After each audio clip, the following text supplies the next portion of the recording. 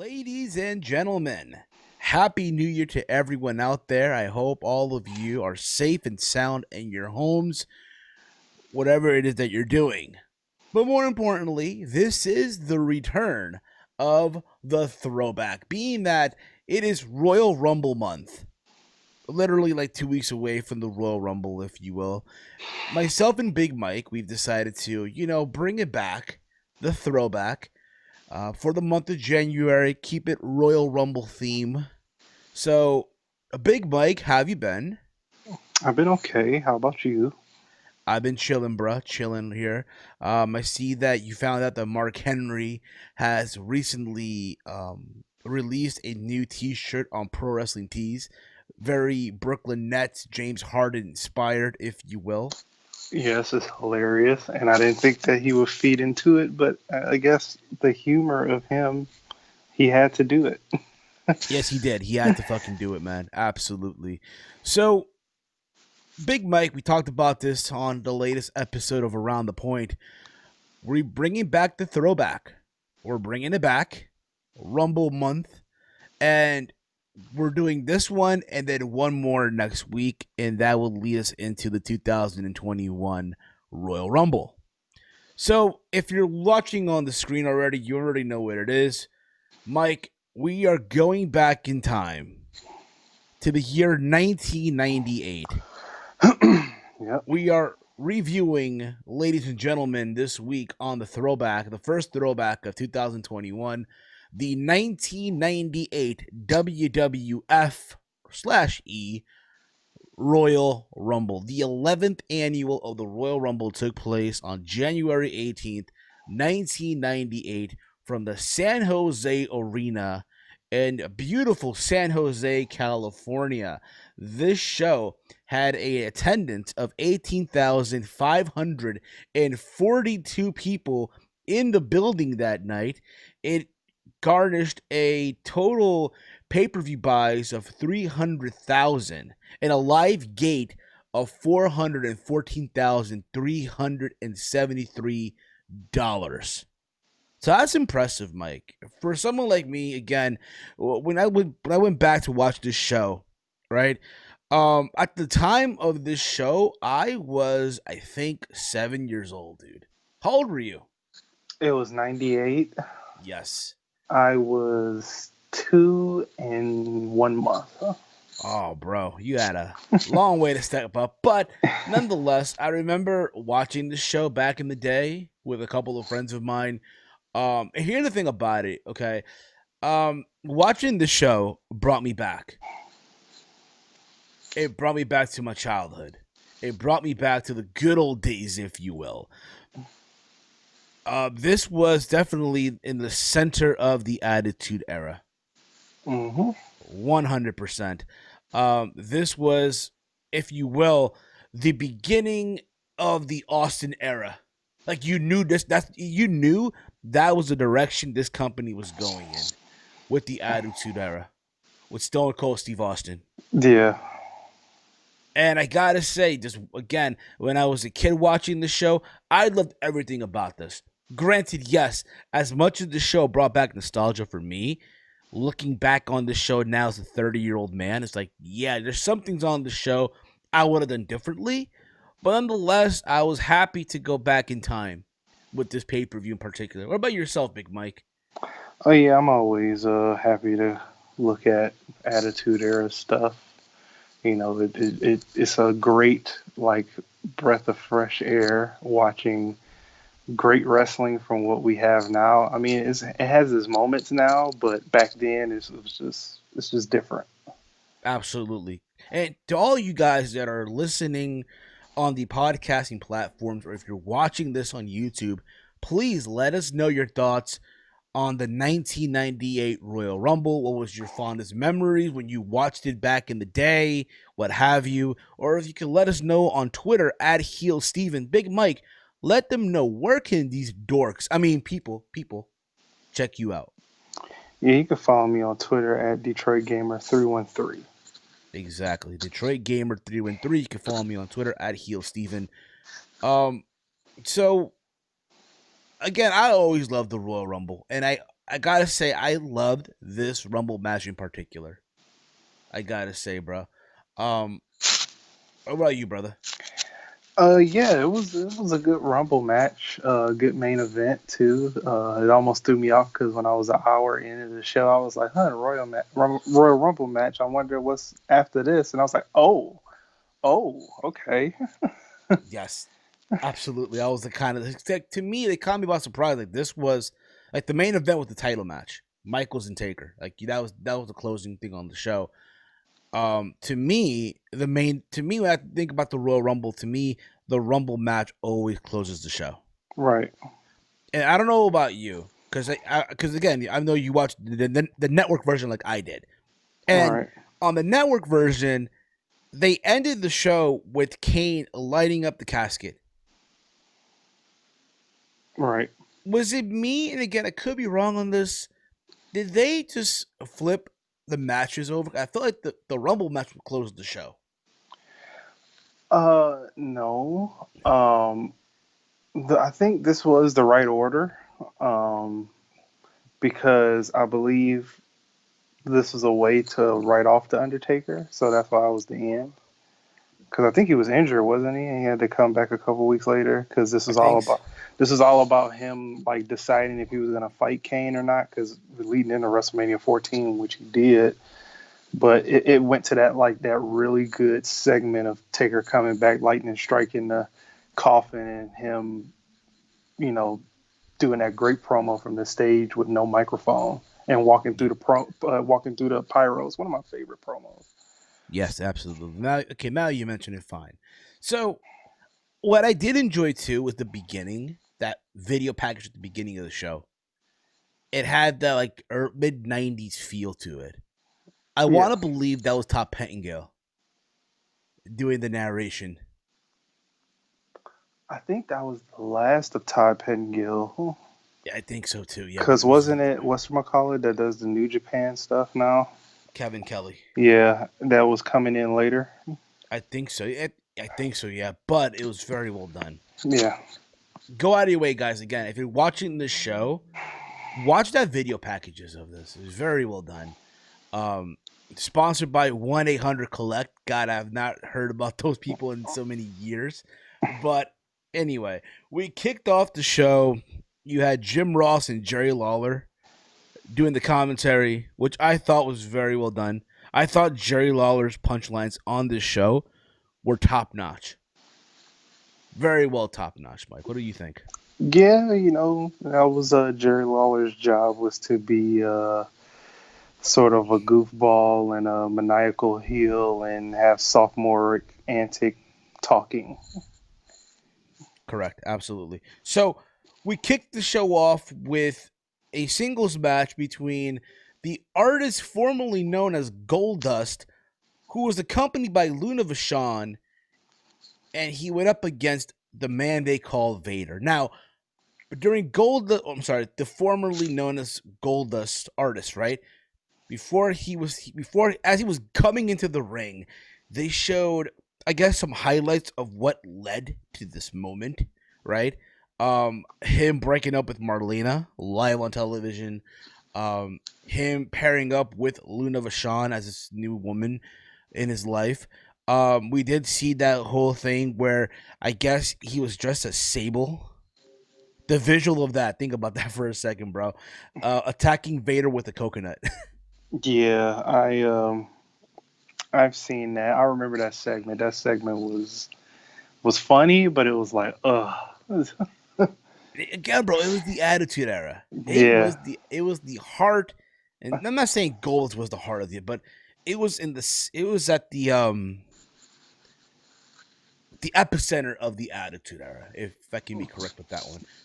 And I thought overall for a match, listen, this wasn't anything crazy, if you will, but I thought for what they did here, again, a good contest between two guys here to kick off the show. Um, I'm amazed on how much offense that Vader sold throughout this match. And to Yeah, think, 2 years ago, Vader, it looked like they were gonna do something with him, right? Put him in that world title picture, right? But again, depending who you talk to and what they tell you and what's the reason why it ever happened, it is what it is, right? And look where he's at now. Here he is feuding with Goldust. Like, oh my god, how the mighty has fallen, right? yeah. Thanks to Um, Shawn Michaels. there you go. You had to say it, but again, it is what it is. Again, depending, like I said before, it depends on who you talk to. Yeah, yeah. I know everybody has their different opinions why Leon White got depushed. May he rest in peace. Yes. Um, and again, just amazing in this match how much offense he sold for Goldust here. And Yeah. again, Goldust is no slouch. He isn't, even though he dressed funny here. Um, This was light for that formerly known artist formerly known as. This was the light version of the attire because it yes, got worse throughout his pushes. That gimmick. yeah, it did. It really, really did. Mike, I think back in the day, you were reviewing these episodes of Raw like back in the '90s, right? Like back in the day on your Yes. channel. Yeah, yeah, I was. I didn't get to the attitude. Did I do the attitude era? I think I was doing the attitude era, but I didn't get to this point. I only did like maybe 2 months worth. So I was like in '97. Okay, fair enough, brother. So eventually, Vader got his offense back. Um, there's a moment I think where he does. There's a spot I forgot what it was too, where it just the visual like oh my god it was crazy Was with it Vader. that Inside Out? Yes, that inside out. Like, oh my god, again this is Yeah. fucking crazy. Um, eventually though again, Vader took all of his offense from Goldust. Eventually he got his comeback, and then he hit the Vader bomb with Luna on top of Vader, because Luna got involved throughout the match. There's a moment early in the match where Luna hits Vader with a fucking high heel shoe. Yeah. But eventually, Vader hit the Vader bomb with Luna on top of him and pinned Goldust for the 1-2-3. This match went about 7 minutes and 51 seconds. My uncle, your uncle, the great Dave Meltzer, gave this a 1.25 star rating. Your thoughts, Mike, on the match itself? I mean, the match was fine. Decent opener. I mean, you got two big guys in there. It's funny to say that Dustin is still wrestling right now, which is hilarious. Not really, but good on him. But in better shape. He's But in better yeah, shape now. way better shape. Yeah, a guy can probably do an hour and a half in the ring if he wanted to. You think so? I think so. I mean, if the dude can still withhold blading at a massive amount and do about 20 minutes, he can do an hour and a half. I think so too. I think so as well, Mike. Yeah. So, yeah, it was a decent match. I mean, like I said before, this was the light version of his attire as the artist formerly known as Goldust.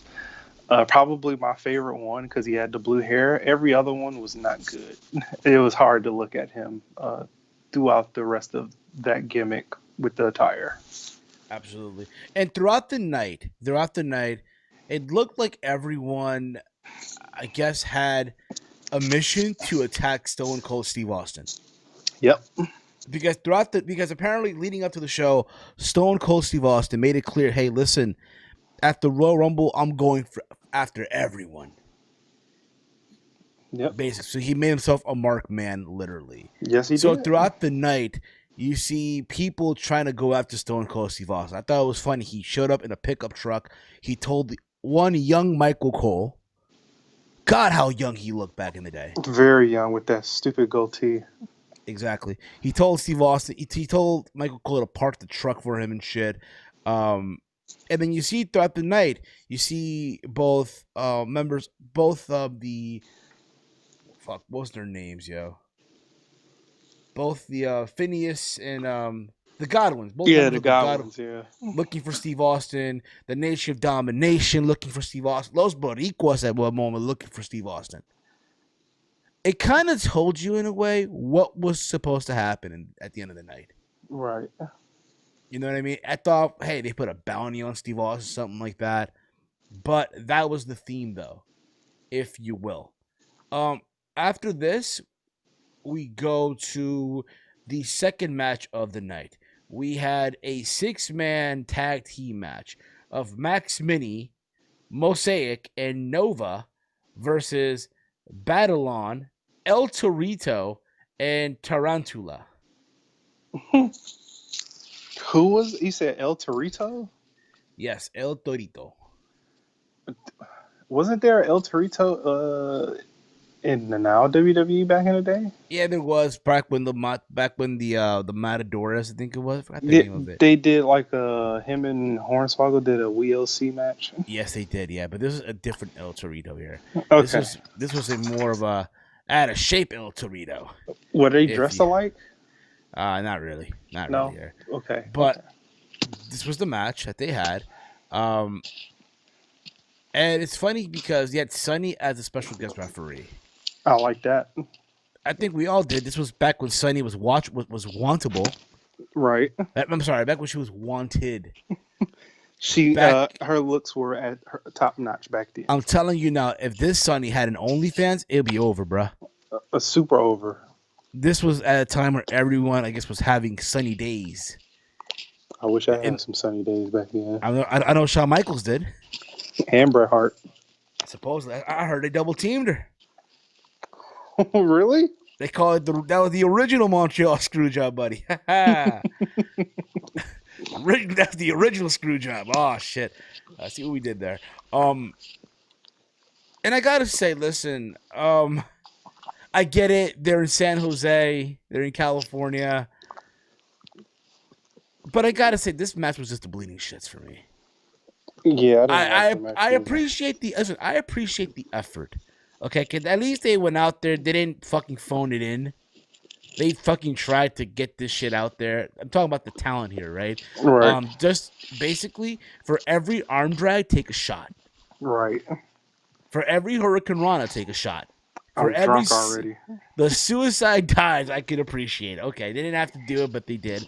Even that one botch where I guess they put the jump over Sonny's leg, or I guess Sonny was supposed to leap over them, whatever, or one of them, and she bumped into one of them. I'm sure the little person was happy as hell for bumping into Sonny like that, but you kind of get the gist.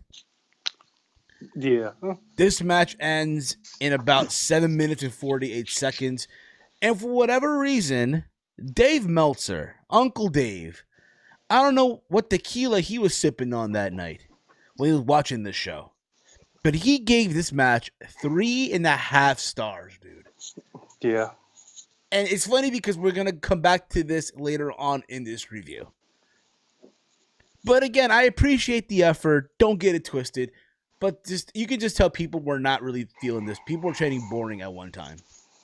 Right. Yeah, this really wasn't my cup of tea as well. I mean, it was all right, but a lot of the little people wrestling or the midget wrestling and wrestling is hit or miss, and this was a miss for me. Facts. From there, we go on, right, to the next match on this card. We had The Rock, Rocky Maivia, defending the Intercontinental Championship versus the world's most dangerous man, Impact Wrestling Hall of Famer now, the one, the only Ken Shamrock. Who's still wrestling. Who's still kicking ass in Impact Wrestling. I enjoyed the video package here. Here's Ken Shamrock taking on every member of the Nation of Domination. He made almost every member tap out to the ankle lock, right? Mm-hmm. He made Kama tap out, D'Lo tapped out, Farouk tapped out. He got to The Rock, and then Mark Henry turns on him. A young Mark Henry. Speaking of which, we mentioned earlier, Mark Henry trolling everyone with the new Brooklyn Nets inspired Pro Wrestling Tees t-shirt on his store. Mm-hmm. Here he is, a young Mark Henry. Before the House of Pain, before Sexual Chocolate.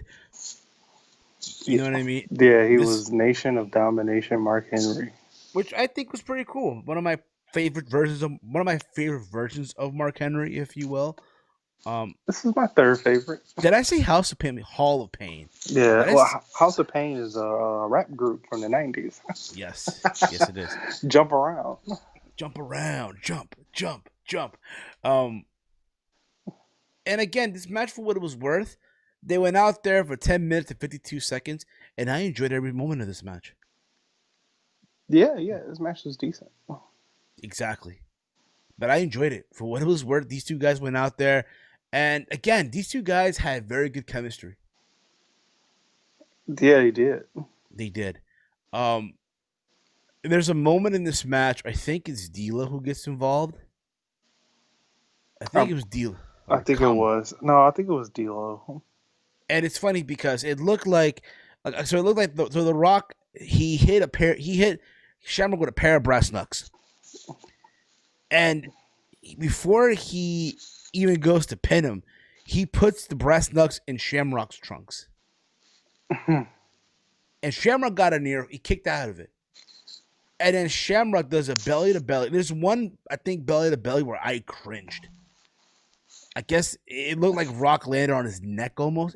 It's what it looked like. I could be wrong on it. Yeah. And he just like, oh. And the referee counts 3. So everyone in the building assumed that Ken Shamrock has finally won the Intercontinental Championship. He is celebrating, as he should be. Right. But The Rock is letting the referee know he hit him with a pair of brass knucks to check his trunks. And the referee pulls down Ken Shamrock, asks him if he hit him. The Rock did it with the pair of brass knucks. Shamrock's like, what the fuck are you talking about here? He saw how he hit him with the belly to belly. And then the referee tells Shamrock to go check his trunks. And he pulled out the brass knucks. Surprise, surprise. Referee reversed decision. And The Rock remains the Intercontinental Championship. The champion, if you will. Right. Shamrock is mad. And he goes off on the referee. I think it was Mike Chioda. It was Mike Chioda. It was Mike Chioda.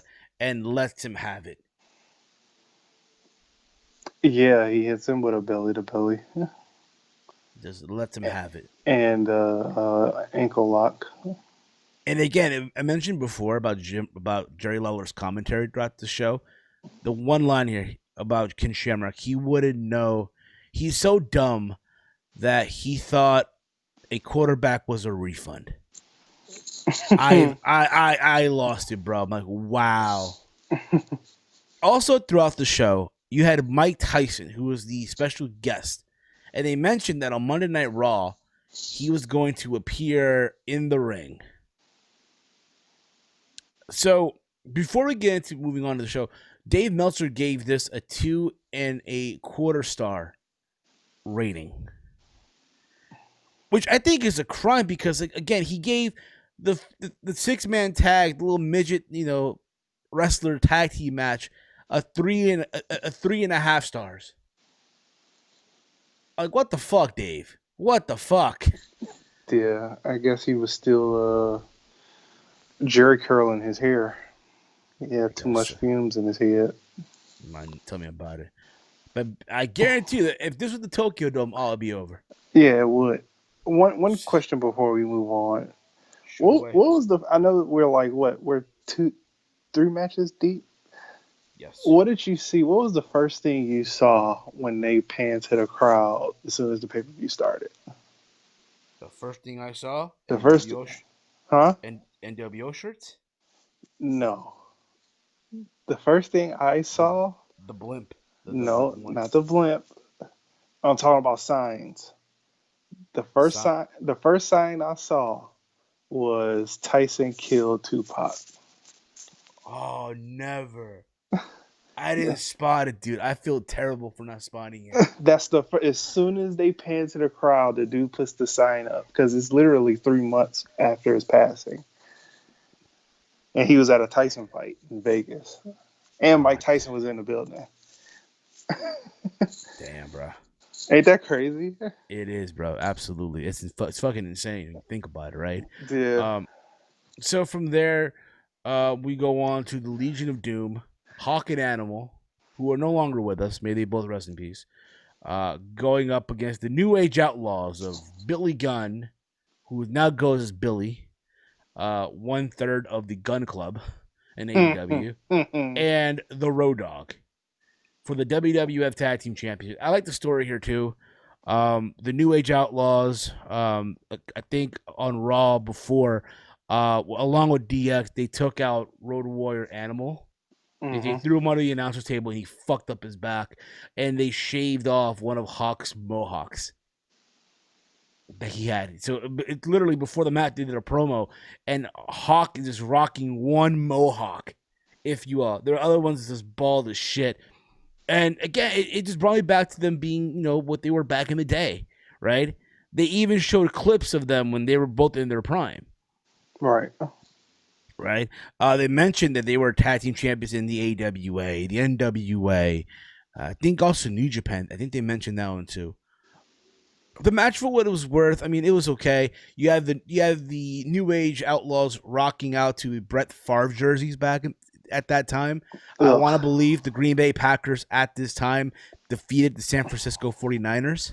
Ugh. Was this, I'm assuming, for the AFC or the NFC? I don't know. It was Uh, January, yeah, it was. I believe it was the NFC Championship, so they can go to the Super Bowl.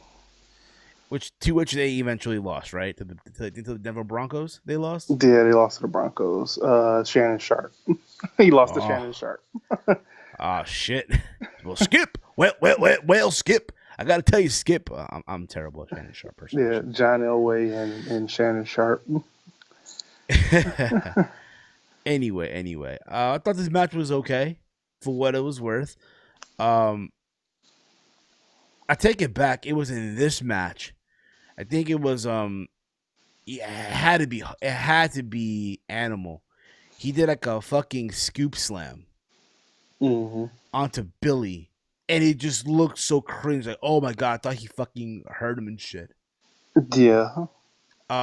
There's a moment in this match where they handcuffed Hawk to the turnbuckle, Right. and he's watching his partner get a fucking beating. To which eventually it looked like he's gonna make the comeback. It looked like it, right? He's making the comeback. He's gonna be over with, and then Road Dogg hits him with the steel chair to call disqualification. Right. And the next thing you know, Road Warrior Hawk breaks out of the handcuff. Yeah. Listen, 8-year-old me thought that would have been awesome. 30-year-old me was like, what the fuck? You get what I'm saying? Like, Yeah.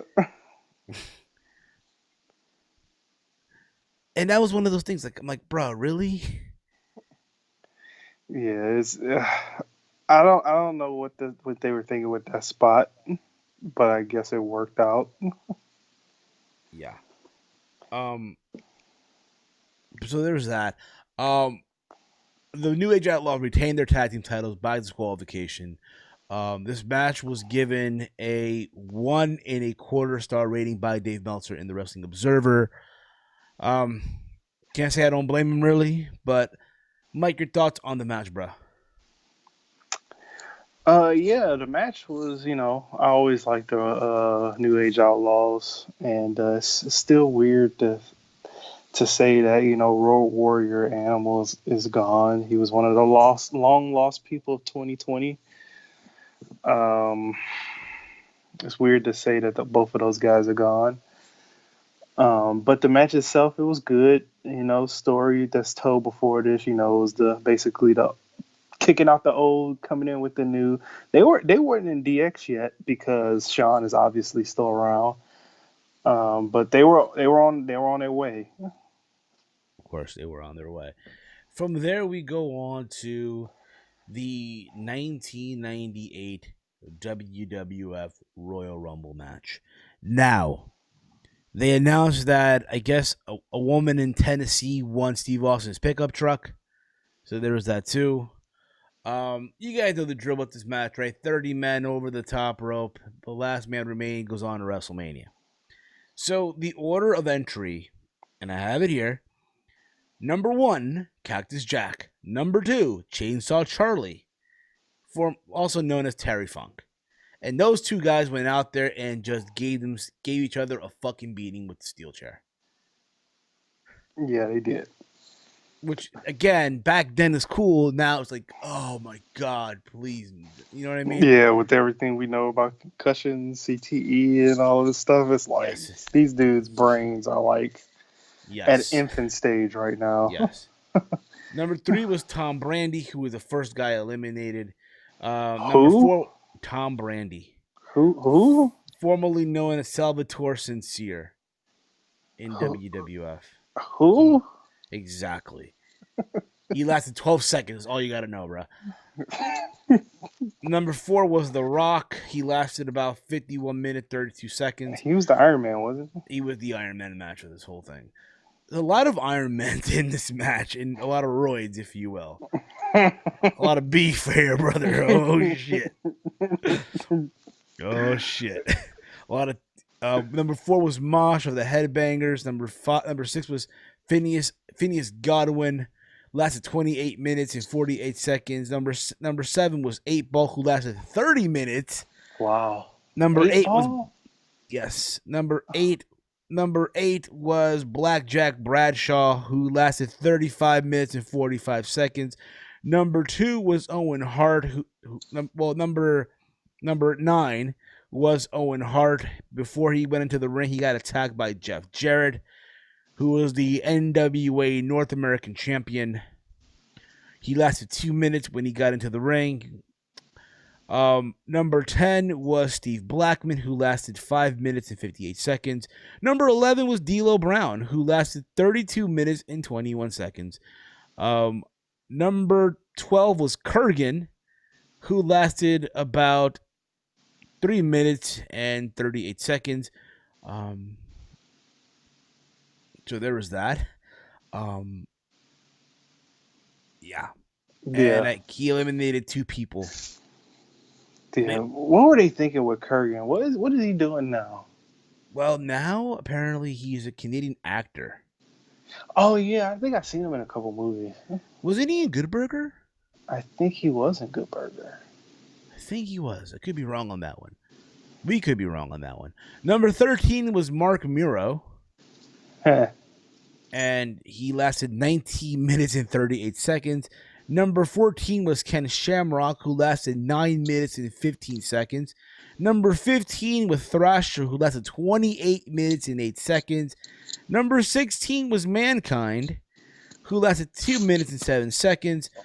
Number 17 was the artist formerly known as Goldust, who lasted about 26 minutes and 1 second. Number 18 was Jeff Jarrett, who lasted 1 minute and 5. Number 19 was the greatest Intercontinental Champion of all time, the Honky Tonk Man, who lasted 19 minutes and 55 seconds. He lasted more than Jeff Jarrett. Yes, he did. Oh my goodness. Apparently, he was Jerry Lawler's cousin at one point in the match. I mean, at one point in the match in real life. What are you talking? They are cousins in real life, aren't they? Yeah. Okay. Good to know. I mean, they kind of look alike. They got the same douchey, high-pitched voice. Yes. Probably the same political views, too, but who fucking knows, right? Who cares about that? I know.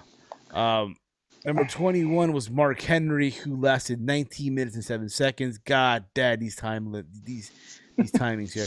Number 22 was Skull, who did not appear due to injury. Everyone thought that was Stone Cold Steve Austin. Everyone thought Stone Cold got taken out backstage. That was Jerry Lawler made you believe. Number 23 was Kama Mustafa, another member of the Nation Domination, lasted 13 minutes and 58 seconds. Number 24 was the Rumble winner, Stone Cold Steve Austin, at 15 minutes and 58 seconds. Number 25 was Henry O'Godwin.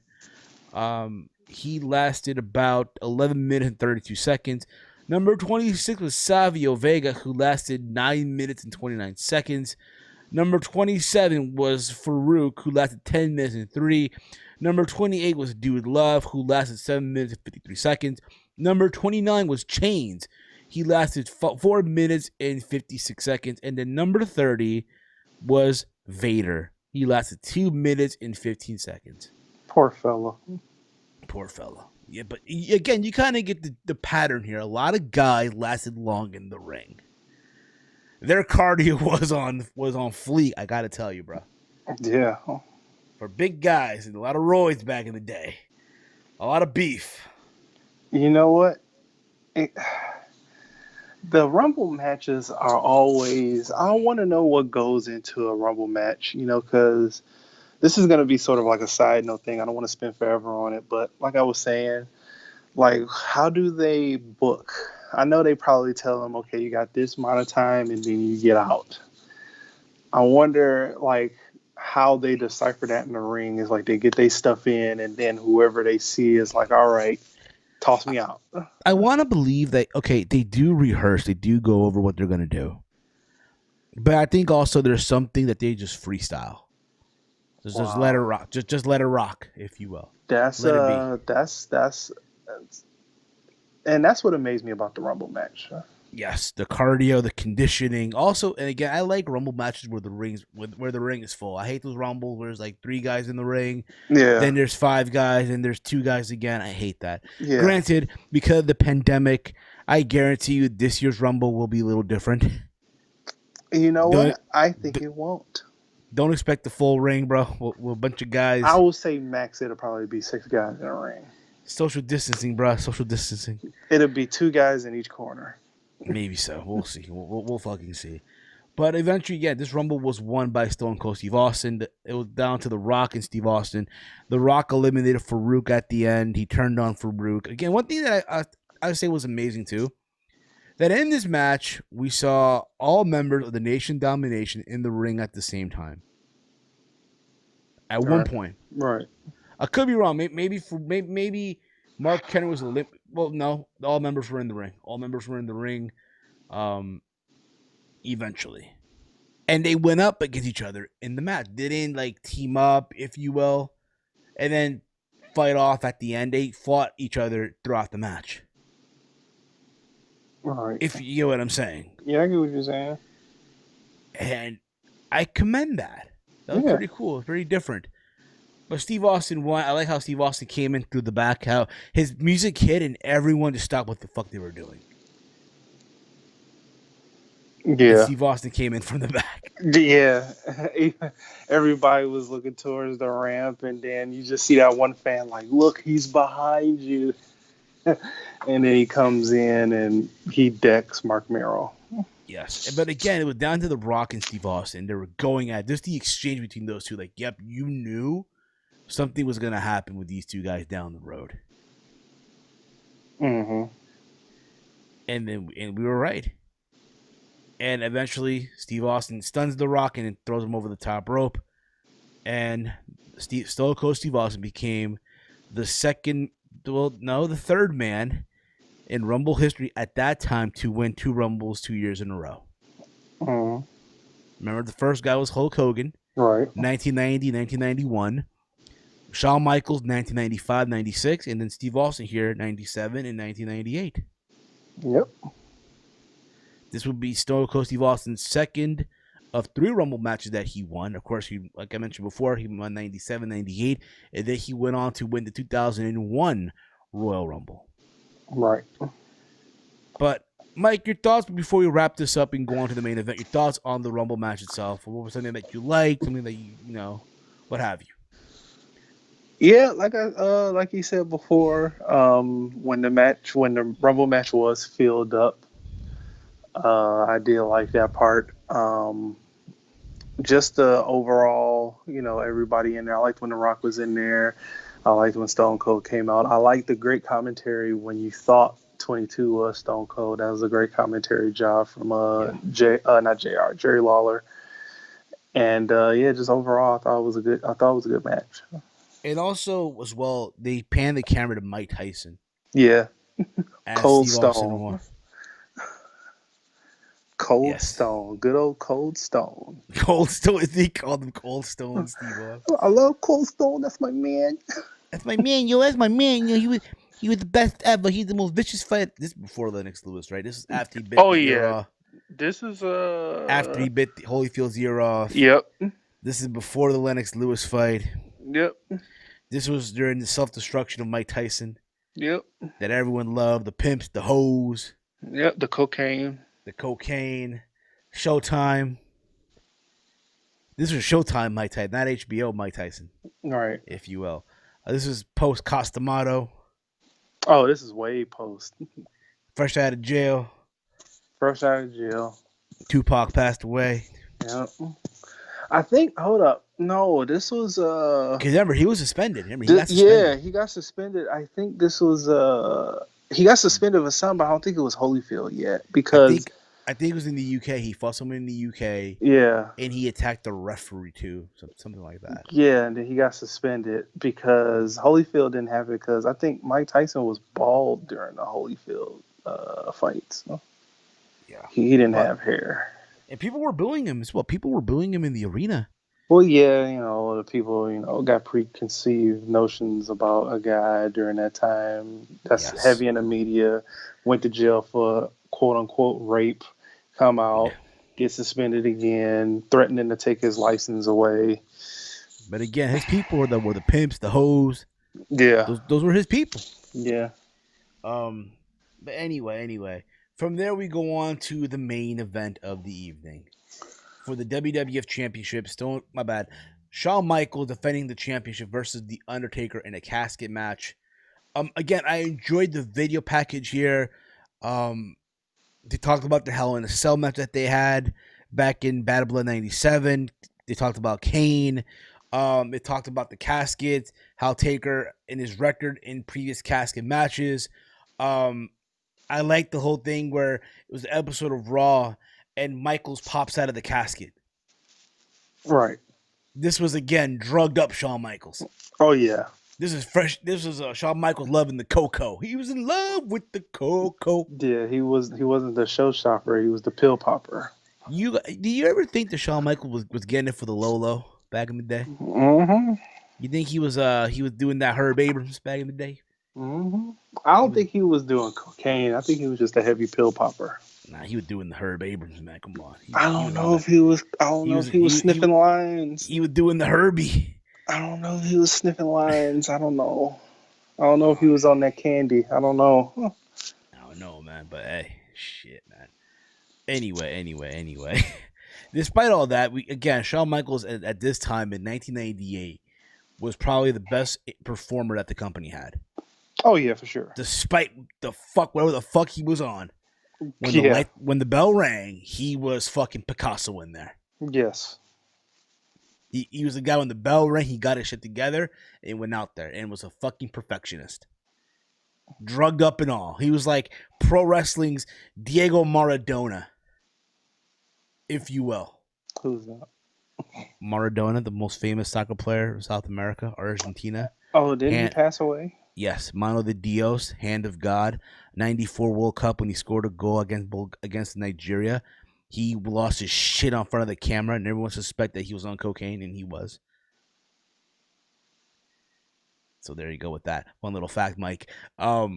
So the comparisons there. Shawn Michaels at the time was a perfectionist. You know what I mean? And it sucks because this was the beginning of what was to be the downfall of Shawn Michaels.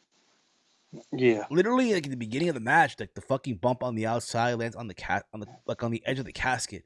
Yeah. This was the match where it all fell down. And it's crazy because when this happened, he kept going. You wouldn't think that. Oh my god, he fucked up his back. Dude, he kept going and he kept taking back bumps. It was a back body drop one at one point. Like this was the sequence. It was back body drop. He did the Ric Flair turnbuckle thingy that he coined later in his career. He did something else with his back a back bump. I think it was just a regular punch. And he took a hard back bump. Like he went crazy. That was the whole sequence. And absolutely, yeah, he went fucking insane. And it's crazy to think again. This is Shawn when he didn't have to do all this shit. Like he was hurt, he could have like, hey, let's do something different. He kept it going. There's a moment in the match where he's in the casket and he just jumps right off. Yeah. It's like, bro, you wouldn't think this guy fucked up his back. Right. Well, I mean adrenaline. Exactly. There's a moment, yes, he's in the casket and there's powder that he throws at Taker's face. There's also the fucking pile driver on the steel steps on the outside. There's a moment where it looked like they're both in the casket, right? Like Taker's in the casket and Shawn does a diving elbow off the top rope, Mm-hmm. and the referee, who was Earl Hebner, closed the lid, and they're both in the casket. Right. What the fuck do you do? It's like I felt like that was botched a little bit. I don't know about you, but I felt like that was I don't botched. think that was. I mean, it made it so perfect though the way that they did it. I mean, they both went in, and then Earl just closed it, and he looked confused, like okay, and then he walked around. I guess he Like, talked to Kyoto, was like, "What's going on?" what the fuck do I do? What the fuck do we Yeah, do now? and then they had that little spot, and Sean tried to get away, and then they did the whole drag you back the hill scene, which was great camera work, and then the punch as the casket door closed again. It was good. It was a good moment. Facts. And then it looked like Sean was going to lose, and then out came Los Boricuas Yeah. to randomly attack the Undertaker. Why? I don't know. Again, you do like you know why, but you wouldn't think out of all the people to assist D-Generation X, Los Boricuas. This was when I look at it and now that I think about it, I think this was a callback to 1994. Yes, it was. Kind of was. When it was Yoko and Taker, and Yoko Yeah. was in the casket, and out came the entire heel locker room. Yeah, this is a callback. This is a callback spot. But this was the Walmart version of that callback. Right, right, This was the Wish version of this callback. right, 4 years later, what a coincidence, right? right. And then out came Kane. Kane, who again, it seems like him and his brother were back on good terms, right? He clears the ring, and then he attacks the Undertaker. Yep. He attacks the fuck out of him. He puts him in the casket. Sean closes the lid. But it's funny because before all this even happened, right? I gotta mention this one spot because we mentioned about Shawn Michaels taking all these back bumps, right? The choke slam that Taker gave Shawn, and how he had him up in the air with one hand, dude. Yeah, and Sean's wagging his legs like, Like, oh, bro, yes, dude, that was yes, beautiful. That was beautiful. exactly. I think that's probably the best person I ever seen take a choke slam Yeah, I that I can mean, think of. him. I think newer guys, AJ Styles. Nah, bro, just Shawn. Shawn is on his level by himself, dude. Yeah, he's on a level by himself, but I'm just saying, like, if I was to pick a newer guy, AJ Styles I would say and Dolph. Switchblade Jay White. Who did he take a choke slam by? I'm trolling, bro. I'm trolling. Oh, I was gonna say, like, dog, what? I'm trolling, bro. I'm trolling. Um, and then obviously, yes, Shawn closes the lid. Paul Bearer comes up. They has blocks. They padlock. They lock the casket. They bring it to the stage area. Kane brings an axe and gasoline fluid, and he's whacking this casket with the axe. Right. Puts a giant hole in the casket. Throws the axe inside, and just pours the gasoline fluid all over the casket, and then lights it up on fire. Yep. Which is crazy because what we're seeing on Raw in today's wrestling, right, with Randy Orton and Alexa Bliss and The Fiend, Yeah. right? And again, 7-year-old me literally thought, "Holy shit, this guy's on fire." Right. 30-year-old me is like, "Bruh, I want to know where the fuck did Taker escape out of that casket before the fire was lit." You know what? I know what happened. What happened? There's a trick door, right? You know why they line it up? They line the casket against the apron. Yes. There's a trick door, so when they showing the angle of Paul Bearer like moving the casket a little bit, is to get Taker out of the door. It's like a door, and then it's like a curtain in front of the door. It's a great illusion. So And basically, when this whole thing was over with, Taker was under the ring the whole time. Taker was under the ring the whole time. So he's under the ring the whole time. You have to wait for everyone to leave the building. Yep. And then he skedaddled. Skedaddle out of there, brother. It's an amazing illusion. And I'm glad I saw the video when I saw that of them talking about the casket. That's crazy, bro. You gotta link me that shit, dude. You gotta link me it Yeah. whenever you get a chance. But that was Rumble '98, and then you hear Jim Ross, "That'll take the casket's on fire." Again, that made me believe that they flip the matches on the network. Because normally when it happened, they have the lower third, right? Mm-hmm. They didn't have it here. on the They network did. version. So it made me believe that, okay, maybe, just maybe, they switched the position of the Rumble match with the title match. I may be wrong. 100%. Don't get me wrong, okay? But overall, I thought Rumble 98 was a good way to go back in time to nostalgia, right? Hmm. Again, with the epicenter of the Attitude Era, also the beginning, the launching pad, if you will, of WWF/E making the comeback in the Monday Night War against WCW. All right. And all of things to come. All right. Mike, your overall thoughts before we wrap this up. Any final thoughts, if you will, regarding Royal Rumble 1998? This was a great watch. I always like watching Attitude Era stuff because you basically, on like second, third, and fourth watch, something new comes out that you didn't see that you saw previous. Tyson So, killed Tupac? yeah, that's what I'm saying. So it's always fun to watch it because the fans, the posters, the atmosphere, the wrestlers, the commentary, everything. It's gonna be top notch, and Exactly. I like this a lot. It was a good watch. So we just finished off the 1998 Royal Rumble. We hope that you enjoyed it. And as you guys know, again, I mentioned this before, we are in the month of the Royal Rumble. We literally, after next week, the week after is the 2021 Royal Rumble. So we're going to do one more throwback before we head into the Rumble of 2021. Wait, do we have two more, right, Mike? It's on the When? 31st. Rumble 2021 was on the 31st of January. Oh, really? Okay. So So we have yeah, this we week can do two more. We can do two two more. more. We do two more. So next week we're going to be doing the 2015 No, Royal Rumble. We mean no. we're gonna save that for last. We're gonna We'll save say that that. for the 29th.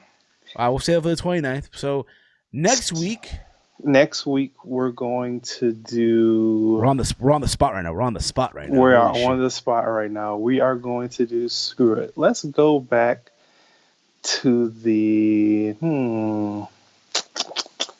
Let's do the 2000. When was the Royal Rumble where Cena came back surprisingly? 2008. Let's do 2008. Fine. Let's do the 2008 Royal Rumble where John Cena made his return. Burp, burp, burp, burp. We'll do that. I would say '09. I'm only doing '09 because I'm not doing '09 because it was in Detroit, and that's the one that I really wanted to go to when Randy won. Looking back Isn't, on it, I'm glad I didn't go. isn't that the one where Jerry Lawler spoiled the result during the Rumble match itself? He did. I think so, yeah. He did. I'm glad I didn't go to that one, but I wanted to go so bad back then. And my dad didn't want to buy tickets, Hey but man. it is what it is. But Exactly. yeah, 2008 is good. And then we'll do 2015 on the 29th. Anyway, guys, this is gonna wrap it up. This is gonna wrap it up for us. We thank you all for tuning in, listening, what have you. If you are new to my YouTube channel, youtube.com/HeelSteven, hit the subscribe button down below. Hit the bell notification. Be notified when I upload a video, such as the throwback, as you're seeing right now, and when I go live, like I do every single Sunday for Around the Point and all that fun stuff. You can follow me on Twitter at HeelSteven. Also, this will be available on all the podcasting platforms that you can listen to Around the Point on the go. Big Mike, let them know where they can check you out, brother. Yeah, you can check me out on Twitter at Detroit Gamer 313. I talk about a lot of stuff: wrestling, sports, Lions, Tigers, Red Wings, Lakers, whatever. The Pistons, Pistons, whatever. if you will. Everything Detroit. All right, y'all. Everything Detroit, yes. This is going to wrap it up for us. We thank you all for tuning in, listening. We'll see you guys next week as we go back in time and review, this time, the 2008 WWE Royal Rumble. Take care, y'all.